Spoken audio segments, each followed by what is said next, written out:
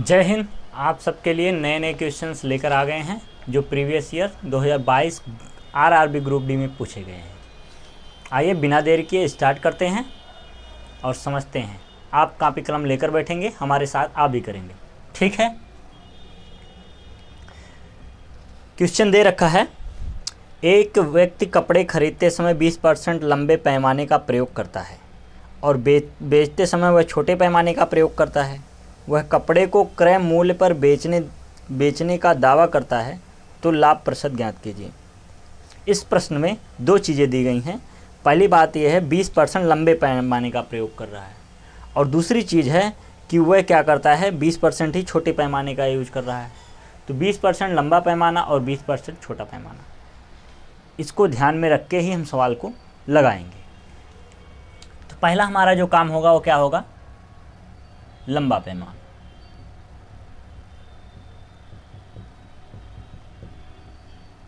बीस % का है लंबा पैमाना, और आपको पता है 20% की फ्रैक्शन वैल्यू कितनी होती है, तो आप कहेंगे सर 1/5। ठीक है। अब लंबा पैमाना है तो इसमें बढ़ोतरी होगी, और जब बढ़ोतरी होगी तो होगा 5, और 5 से बढ़ के हो जाएगा 6, जिसको आप लिख सकते हैं 6/5, इस तरह। ठीक है। उसी तरह अगर छोटा पैमाना देखा जाए,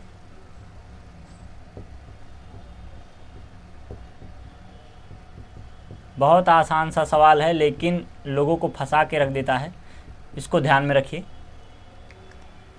छोटे पैमाने की बात करें तो 1/5 ही होगा ये, लेकिन यहाँ पे क्या हो, छोटा पैमाना हो रहा है इसलिए कमी हो रही है, तो यहाँ हो जाएगा 4। यहाँ +1 की बढ़ोतरी थी, यहाँ -1 की कमी हो रही है, तो इसको आप लिख सकते हैं 4/5। यही इतनी बात कह रखी है। अब वो कहता है कि वह कपड़े को क्रय मूल्य पर बेचने का दावा करता है, तो लाभ प्रतिशत कितना होगा, यही आपको बताना है। तो इसके लिए दोनों के लिए हम क्या लिख सकते हैं, इन दोनों के लिए क्या लिख सकते हैं, ऐसे ही रहने दें। अगर इसको इस तरह लिख सकते हैं, देखिए कंडीशंस ये है, तो इसको आप क्या लिख सकते हैं, इसको लिख सकते हैं जैसे लिखा हो वैसे ही 5/6। आप कहेंगे 5/6, और ये क्या है, यह 4 पर, सॉरी ये गलती लिख दिया, गलत। यहाँ पे आप कहेंगे 6 पे क्या हो रहा है 5, और यहाँ क्या 4 पे क्या हो रहा है, सही तो है। यहाँ 5 पे हो रहा है 4। ठीक है। इस तरह से 5 पे हो रहा है 6, और हो रहा है क्या हो रहा है, 5 पे हो रहा है 4। 6 पे 5 और 5 पे 4, क्योंकि इसमें लंबाई में वृद्धि हो रही है, तो ऊपर वाला अगर लंबाई माना जाए तो 6 बढ़ रहा है 5 में, और यहाँ अगर इसको माना जाए कि यहाँ जो लंबाई पैमाना वो तो 5 ही थी, लेकिन कमी हो रही है 4 की, तो 5 में 4 की कमी हो रही है। इस तरह से अगर इस तरह से है तो क्या कर लेंगे, 5 से 5 कट जाएगा, और उसका जब गुणा करेंगे तो यहाँ मिलेगा 6 और यहाँ मिलेगा 4, और दोनों का अंतर आपको पता है कि 2 है, और दोनों का अंतर अगर 2 है, तो 4 पे इसका परसेंटेज वैल्यू क्या हो जाएगा, इसका बेस 4 लिया जाएगा, इसकी परसेंटेज वैल्यू क्या हो जाएगी, यही आपको बताना है। इसकी परसेंटेज वैल्यू आप निकालेंगे। परसेंटेज वैल्यू जब आप निकालेंगे तो आपको मिल जाएगा, यहाँ मिलेगा 25, और गुणा करने के बाद आपको मिलेगा 50। तो जो 50% आएगा उसका क्या आ जाएगा, लाभ। ठीक है, यही आपका क्या होगा, आंसर। नेक्स्ट क्वेश्चन की तरफ बढ़ेंगे।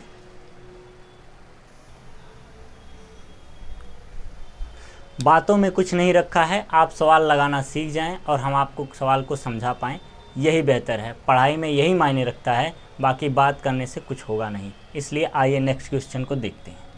ये क्वेश्चन कह रहा है कि 1068 को रोमन अंकों में लिखो।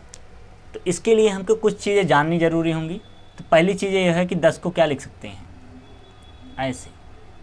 ठीक है, हाँ ऐसे ही लिखते हैं। 10 को क्या लिख सकते हैं, तो आप कहेंगे 10 को x लिखा जाता है, और हम आपको बता दें कि यहाँ 50 को क्या लिख सकते हैं। तो आपने सुना होगा LCD, ठीक है, अपने घर में सुना होगा LCD, M, ठीक, M लास्ट में जोड़ लीजिए। तो जो यहाँ पे L है वो 50 है, ठीक है। L जो है वो आपका 50 है, C 100 होता है, ये मान के नहीं चलते हैं, ये होता है, आपको ध्यान में रखना है। और D होता है, ये होता है 500, शायद 500, हाँ बिल्कुल 500, और ये होता है 1000। इन बातों को आपको ध्यान में रखना होगा। फिर प्रश्न जो कहा है उसको सॉल्व करना है। प्रश्न में कह रहा है 10 68, इसको रोमन में लिखना है। तो रोमन में लिखने के लिए सबसे पहली चीज़ आपको क्या करना है, इसको ऐसे तोड़ देना है, इस प्रकार तोड़ना है कि इन सब वैल्यू में मिलने लगे। ठीक है, अब देखिए इसको तोड़ने का तरीका क्या है। पहली बात तो ये, इसको लिख सकते हैं 1000, इसमें से 1000 लिख सकते हैं, फिर प्लस कर सकते हैं, इसको लिख सकते हैं 50, और 50 में कितना और जोड़ें 68 हो जाए। तो आप कहेंगे सर 50 में हम 18 और जोड़ दें, तो 50 में 18 जोड़ने से घाटा हो रहा है, इसलिए 10 जोड़ रहे हैं।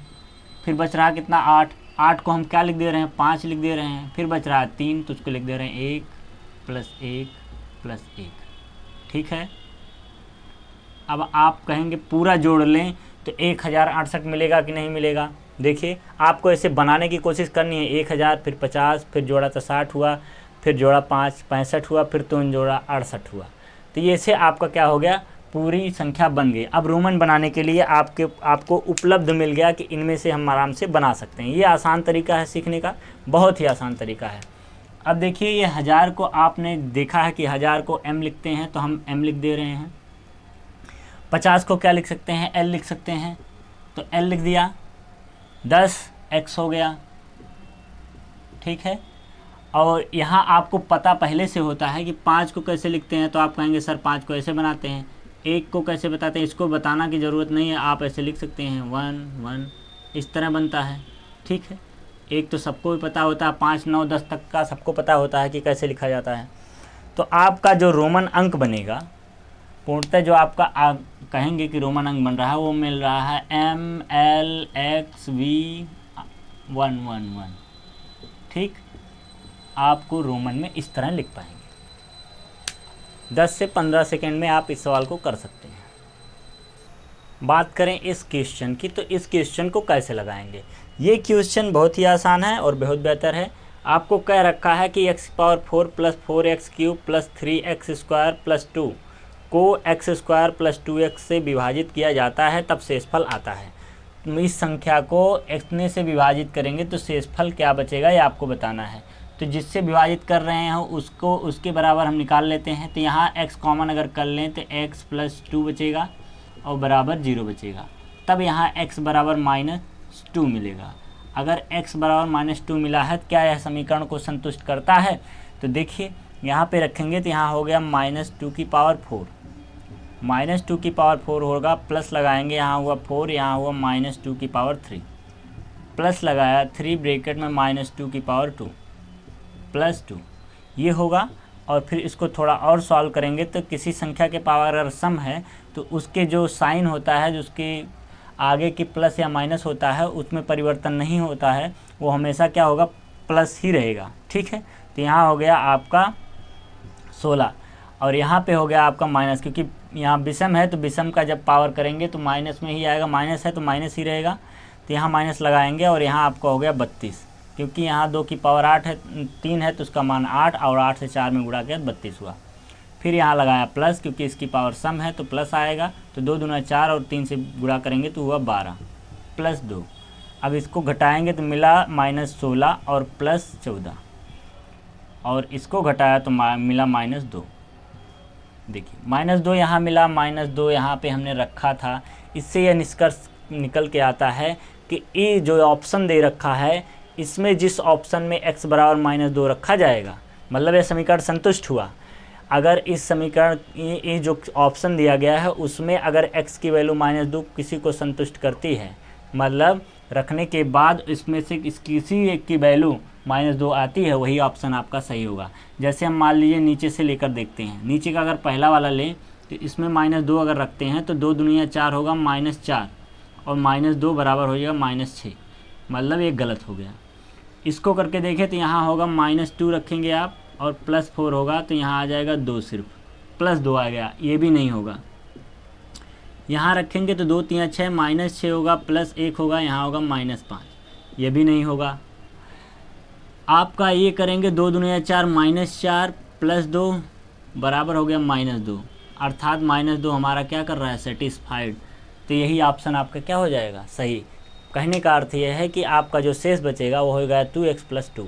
इस तरह से लगा सकते हैं। अगर किसी को भाग देकर लगाना है तो वो नंबर सिस्टम की क्लास ले, वहाँ से वो क्या कर सकता है, भाग देना सीख सकता है। बेहतरीन तरीके से सिखाया गया है, आप भाग देकर भी शेष प्राप्त कर सकते हैं। ठीक है, आपको क्लास कैसी लगी इसका फीडबैक ज़रूर दें, कमेंट करके बताएं।